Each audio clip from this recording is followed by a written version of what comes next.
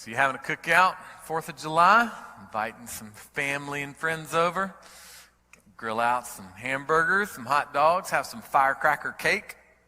Yeah, that's a thing. I looked it up. Found it on a website. The name of the website is Butter with a Side of Bread. That is my kind of food right there. Butter with a side of bread. So who are you going to invite to your cookout? Who's coming? Family, friends? Who's on your list of people coming over? There is an article that describes the 28 worst people at a dinner party. They give a list of 28 different people. I'm just going to give you a few of those. The overly frantic host. You know, you don't have to raise your hand if this is you, okay? You know, we're just going to go through this list, but you know who you are. Or the overly laid-back host.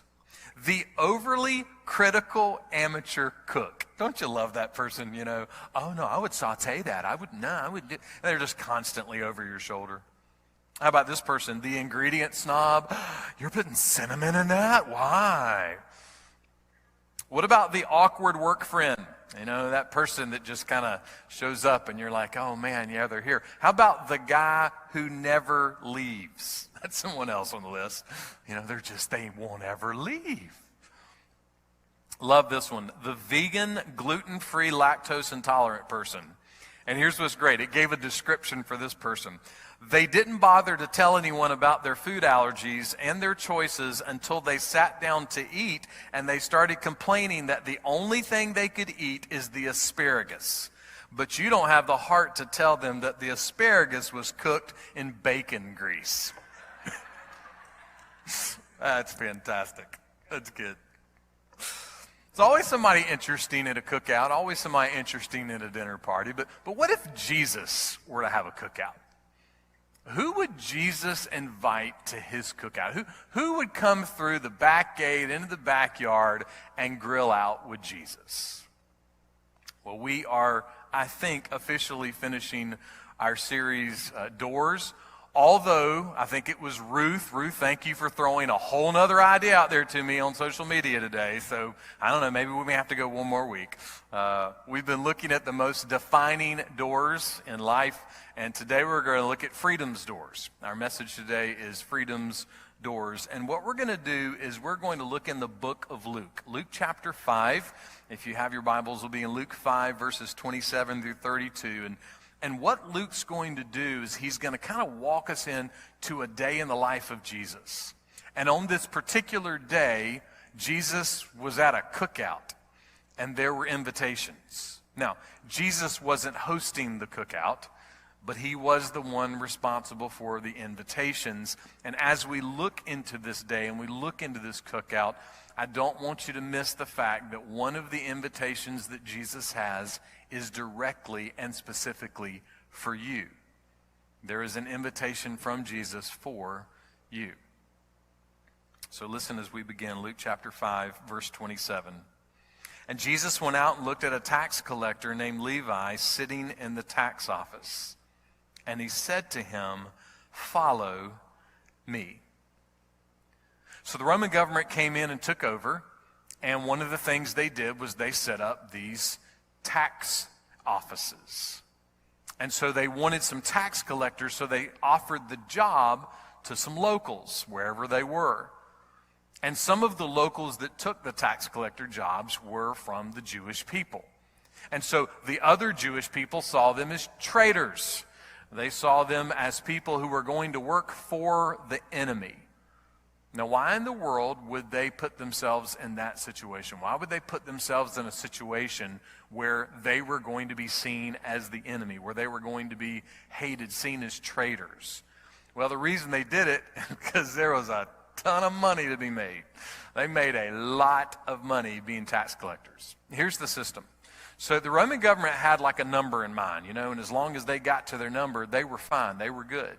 And they gave authority to the tax collectors that they could take up whatever they wanted to. As long as they got their number, the tax collectors could keep whatever was left over after the fact. So just play this out in a scenario. So imagine that your tax bill was $100, okay? And you go to Levi and you're there, you know, with your tax bill, and you say, okay, here's my $100. And he says, well, actually, we've had a shortage of tilapia this year. And because of the shortage in tilapia, we've had a decrease in local boat rentals, and we've had an increase in local camel rentals. And because we have lots of new camels that have come into the community, because of that influx, we've created a new camel hospitality tax. And so your bill is not going to be $100, it's going to be $200. And there's no appeal process, okay? I mean, the appeal process is that the assistant treasurer in Levi's office will take you out back, and they're going to get your tax money one way or the other.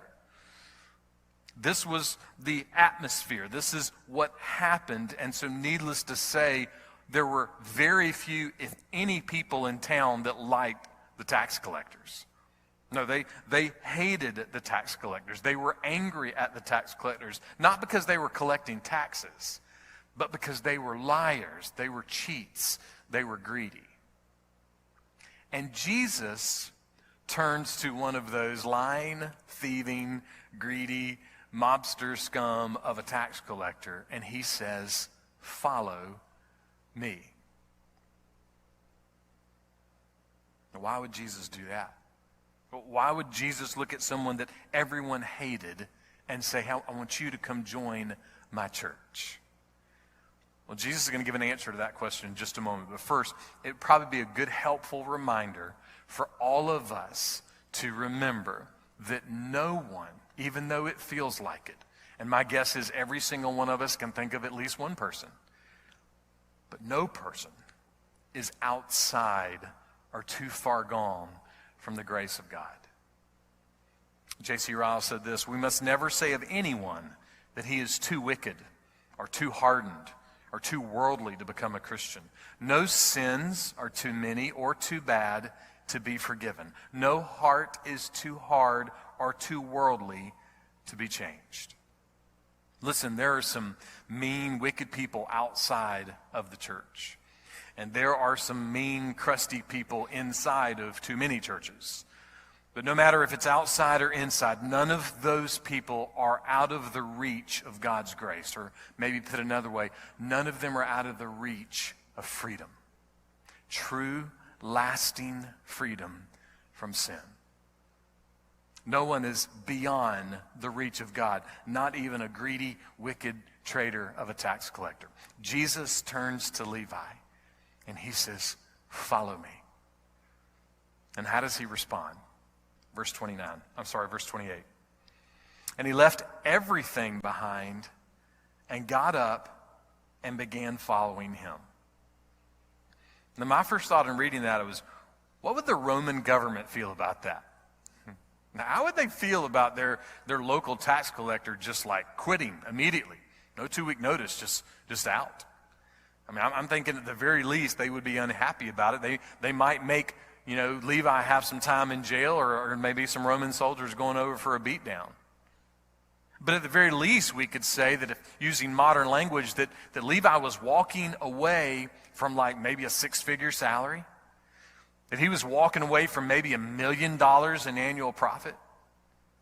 Like immediately just picked up and walked away. No turning back. He left his career, he left lots of money, he left lots of authority. Leaving it all at once for what? For the words of a wandering carpenter. Why? Why would he leave? And why would he leave so quickly? And why would he leave everything? Well, the Bible doesn't give us a backstory on this, but we do know that it's very possible this isn't the first time that maybe he had ever seen Jesus. I don't know, maybe Jesus came and stood next to the tax booth and was teaching, and Levi had heard him from time to time. Or we do know that they wouldn't have met at church, though, because the church bylaws would actually include that tax collectors couldn't come. Couldn't even come in the building, couldn't come on campus. They just weren't good enough. Someone even suggested that maybe Levi was the regional tax collector for Mary, and that Jesus had known him for years, stopping by all the time to pay for his mom's taxes. We don't know. It's even possible this is the first time he ever had any interaction with Jesus, that he heard the voice of Jesus and one time began to follow. We don't know for sure. But what we do know is that Jesus went up to this greedy, hated trader, someone that most everybody would have nothing to do with except having to go pay.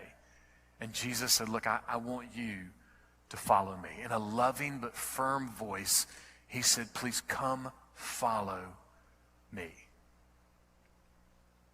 Remember, most of the people in town hated him, but Jesus didn't have any hateful words. Jesus didn't huff and puff at his terrible business practices. Jesus looked at him, loved him, called him. Really, it's a commanding type of call. Follow me. Wasn't an emotional decision, you know. Levi wasn't listening to Jesus lead 4 verses of a hymn, and on the last one, he just finally gave in and came to the front and responded. No, this is a man who gave up every single thing that defined his life, and he followed after Jesus. Does that mean all Christians have to give up every single thing when they start following Jesus? Does everybody have to quit their job and walk away? No, it doesn't mean that at all. It does mean, though, that if you're going to follow Jesus, that you do have to look at what you love the most in life. Because following Jesus does require ultimate devotion to God and God alone. It doesn't mean you can't love other things and other people and your sports team and bacon and whatever else. But it does mean your love needs to be ultimate. Your affections, your attention needs to be ultimate toward the one true God. If not, then everything else runs the risk, and everyone else runs the risk of being an idol. You do have to get rid of your idols when you follow Jesus. And that doesn't mean, getting rid of your Otis Nixon bobblehead or your, Bigfoot statue in the backyard, okay? It means that your devotion, your passion, your purpose, not perfectly because none of us are perfect, but it's all set on Jesus. That's what it means. On another day, Jesus said, if you're going to follow after me, you have to take up your cross and follow after me. You have to deny yourself. So just a question for your heart and my heart today. Is there anything keeping you from following Jesus today? Have you truly denied yourself? Have you truly taken up your cross and followed after Jesus? Is there a particular sin in your life that's keeping you from following Jesus? And this may sound strange. Is your profession of faith keeping you from following Jesus? In other words, you prayed a sinner's prayer and you were baptized and you joined the church, but if you look in the mirror, you see that there is no reflection of Jesus Christ in your life at all on any daily basis, and there hasn't been for a really, really long time, if ever. Or is your citizenship keeping you from following Jesus?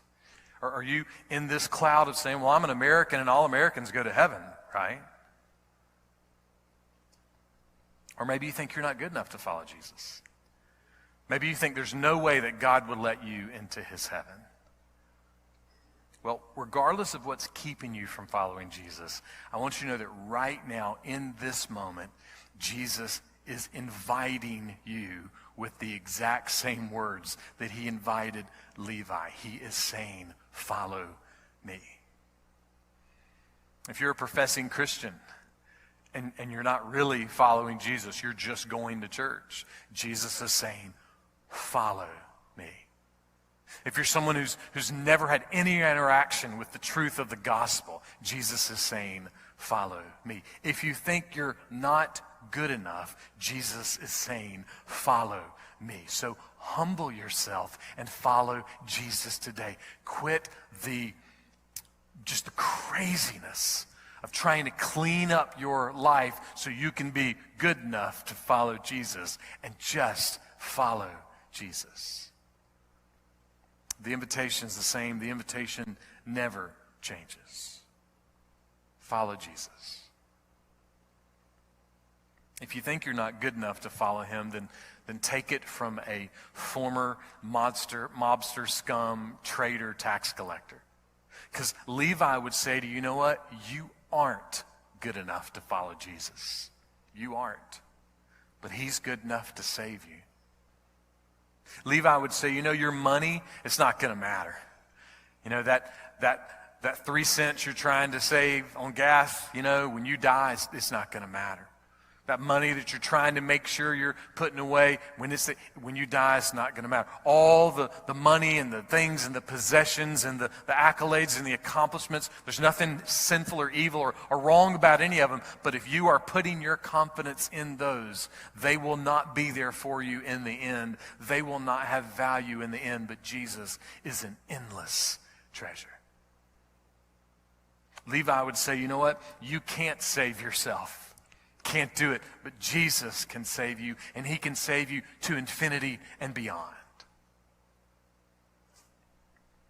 So the question for all of us is this: are you truly following Jesus? Levi didn't make a public profession of faith in Jesus Christ and then go do whatever he wanted to do.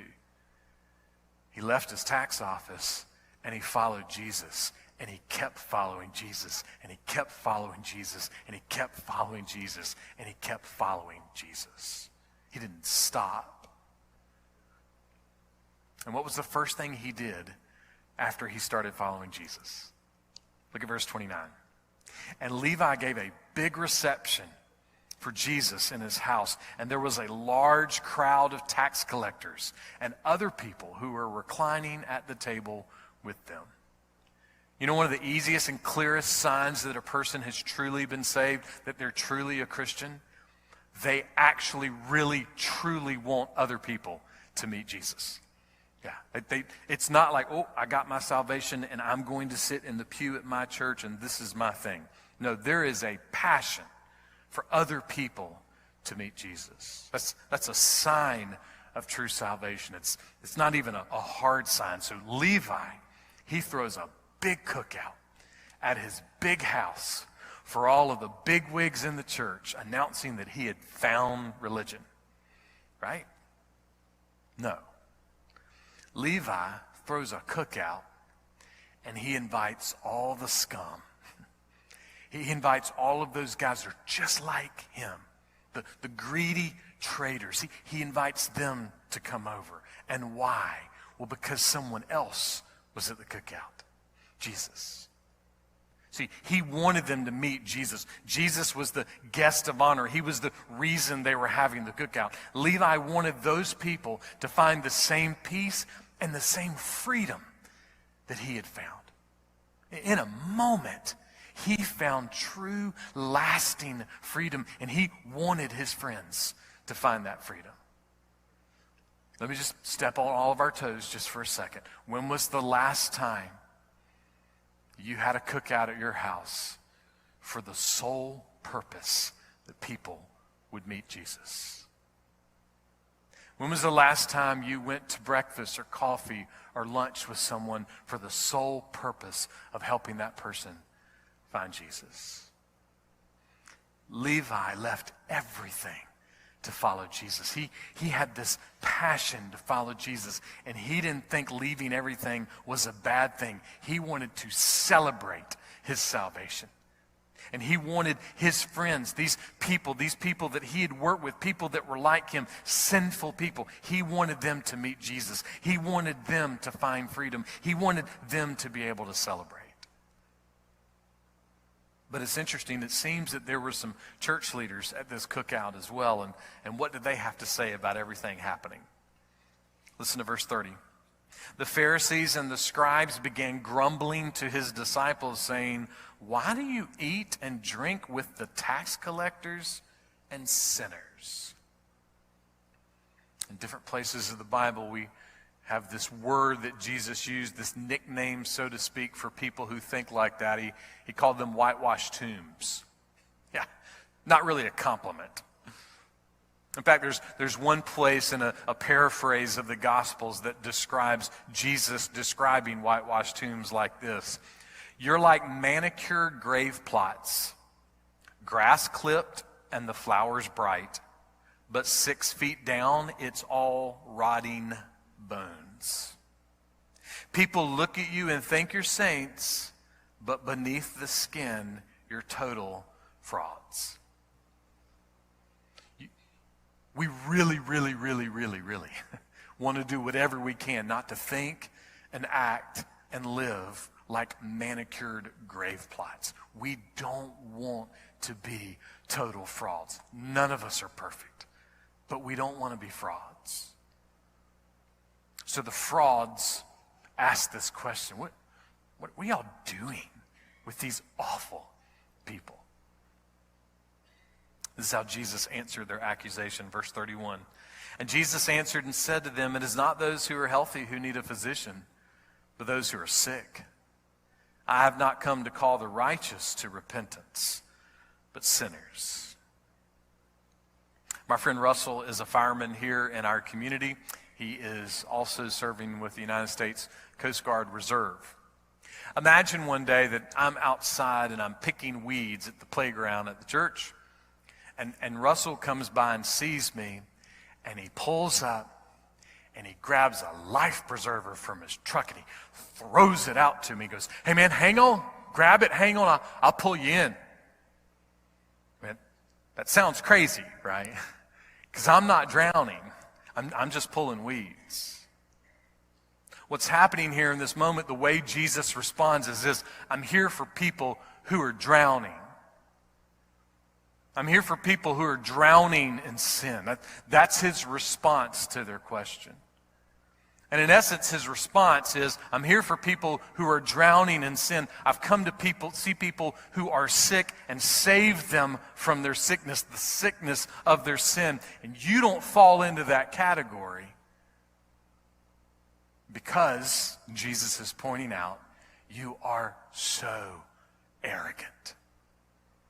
You're so prideful. You are church frauds. You don't have true lasting salvation. Therefore, you have no true joy. Therefore, you are not throwing cookouts for your lost friends to find freedom. There is no true, lasting, saving faith. So rather, you just live as hall monitors, taking people's names down when they don't do things the way that you think they should religiously be done. And Jesus says, because of those things, technically, you have absolutely no part with me. See, Jesus was trying to very clearly point out to them, you refuse to humble yourself. You refuse to deny yourself. You refuse to take up your cross, so you have no place with me. Because I'm here for the folks that are drowning. See, those Pharisees and their scribes, what they did was they looked at that cookout that Levi was throwing and they went, gosh, what a waste of money. What a waste of time. Why did you do all this for those people? It's a waste what you just did. It's somewhat easy for us to hear a Bible story and go, oh, I'd never be like that. So let me just confess, every single one of us is just like that. We all have our moments where we don't want so-and-so to come. You know, I don't want so-and-so to be here. You know, I don't want that guy in the parking lot to come into our church. You know, we had a moment, Tammy and I had a moment here recently where there's someone who walks through our church parking lot all the time. I mean, I've seen them the whole time that I've been here, always wave, they always wave back. But this week, I just happened to stumble upon them sitting out front when I walked by, and I stopped and just said, hey, I've never introduced myself, you know. And I told Tammy, I was like, gosh, I've seen that person, you know, so many times. And Tammy said, I have too. And she said, well, I always speak to him. I was like, I always speak to him too. I was like, but you know what? And we kind of agreed. It would have been a really terrible thing that someone who may be in need, although they've never asked us for anything, walk through the church parking lot all the time and we didn't even know their name. Now, I mean, that's not a huge guilt trip. It's a thing, you know? It's a thing. If we're really honest, we're more like that than we want to admit. But there's this picture that we need to see here in Jesus' response. Because what we may see as a waste of time and energy and money, God never sees as a waste. God never looks at sinful people and says, I'm not wasting my grace on them. He never looks at sinful people like me and sinful people like you and says, I'm not wasting my mercy on them. He never says, I'm not wasting my freedom on them. No, God delights to give his grace. He delights to give his mercy. He delights to give his freedom to people like me and people like you. He does not see sinners as a waste. And that's what Jesus says. These sinners are not a waste. They're the reason I'm here. They're why I'm around. My oldest son is in Washington, D.C. this weekend, up there for the 4th. And my guess is, in his time there, he will at least, even from a distance, see the U.S. Capitol building. On top of the U.S. Capitol building is a statue. It's known as the Statue of Freedom. It's a 19-foot bronze statue. It weighs 15,000 pounds. It was designed by sculptor Thomas Crawford. When the statue was prepared and brought to the Capitol to be put on there, there was a problem. They couldn't figure out how to get a 15,000-pound statue up on top of the building. This was 1863, so there wasn't a lot of cool cranes from Sunbelt Rentals out then. So the team was at the point of about to give it up. They're like, I don't know, is it really something that we need to do? But there was one guy on the team that said, what, I'm not going to give up. And so he came up with this plan, this pulley system of how to get the statue up on top of the dome. One observer said this man's plan was genius. That man's name was Philip Reed. Philip was the only slave on the team. So in 1863, he was part of making sure that the Statue of Freedom got up on top of the dome of the U.S. Capitol. But then 2 years later, more than just a Statue of Freedom, Philip Reed actually became free. He experienced the power of being a free man. That statue is facing east. It's facing toward the rising sun. In other words, every time the sun comes up, it's a message of hope. The hope of freedom is rising again. Underneath the shadow of that Statue of Freedom are 2 bronze doors that lead into the Senate over on the east portico. Those 2 doors were also designed by Thomas Crawford. And on each side of each door, there are engravings depicting things of George Washington and his life and the Revolutionary War. One of those engravings is about the siege of Yorktown. Yorktown, by definition, has been described this way: the last major battle of the American Revolution and the start of our nation's new independence. So those doors are filled with messages of freedom. So in a sense, every time somebody goes through those doors, they're kind of walking through the doors of freedom. Those doors are markers of freedom. They sit under the shadow of a statue of freedom, and that statue, as it faces the rising sun over and over again, is saying, here comes the hope of freedom all over again. Come here, come through these doors. Here again is the hope of freedom rising in this place, rising on this morning all over again. And that hope of freedom became a reality for Philip Reed. It also became a reality for a greedy tax collector named Levi. When you think about the reality that we are dead in sin and trespasses, that we have no hope of saving ourselves, you begin to consider, the fact that salvation in Jesus Christ, that it even exists, sounds too good to be true. Levi, after he started following Jesus, he went by a different name. He went by Matthew. Matthew wrote the first book of the New Testament. And if we were talking to Matthew today, Matthew would say to us, you know what? This whole salvation in Jesus Christ thing, I can tell you from firsthand experience, it is too good to be true. And then with tears in his eyes, I think he would look at us and he would say, but it is true. It is true. And I think he would go one step further and he would say, listen to the voice of Jesus, because Jesus is still calling you, inviting you. Follow me. He hasn't stopped. The invitation is still going forth. And following Jesus means that you are stepping through the ultimate doors of freedom. And you're stepping through those ultimate doors of freedom in the shadow of the greatest monument that has ever been raised, the cross of Jesus Christ. So someone may ask, well, why should I follow Jesus to freedom? Here's why. Because the freedom in Jesus Christ, on that freedom, the sun will never set.